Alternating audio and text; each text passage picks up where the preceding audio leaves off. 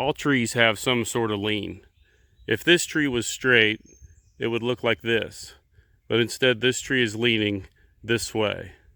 This line right here represents the difference in the gravity side of the tree and the force side of the tree. On the gravity side of the tree, you're going to fall away from the tree if you try to climb on that gravity side. On this side, it's the force of gravity that pushes you into the tree. So regardless of the way you're climbing, whether it's climbing sticks or wild edge steps or silent approach steps, you want to climb on the force side of the tree if at all possible. Okay, with this being the center line that represents the difference in the gravity side of the tree and the force side of the tree, we come around here to the force side, and this line represents the center of the force side. And regardless of the way you're climbing, what method, you're going to want to stay as close to that force center line as possible, and that's just going to make it nice and comfortable. And with the silent approach steps, ideally you'll be just a couple inches on each side of that force line as you're climbing.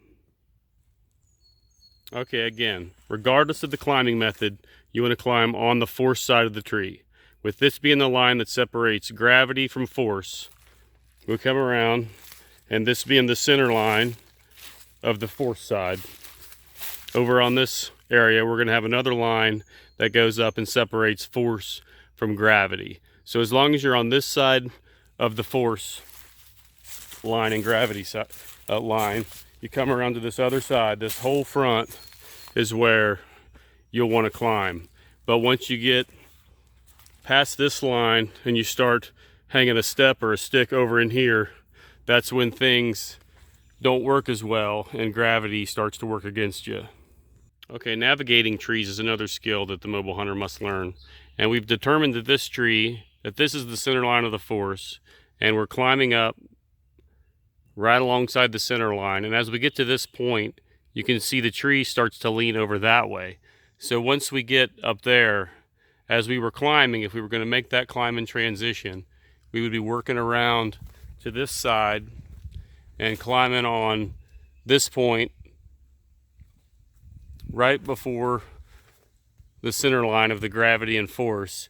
And then at this point, the line actually changes to right here, and the center of the force line almost becomes where that center line to gravity and force was before. So basically the gravity of this tree changed almost 45 degrees at that point, and you had to work around there to stay comfortable and hang your stand in a good, solid, comfortable spot.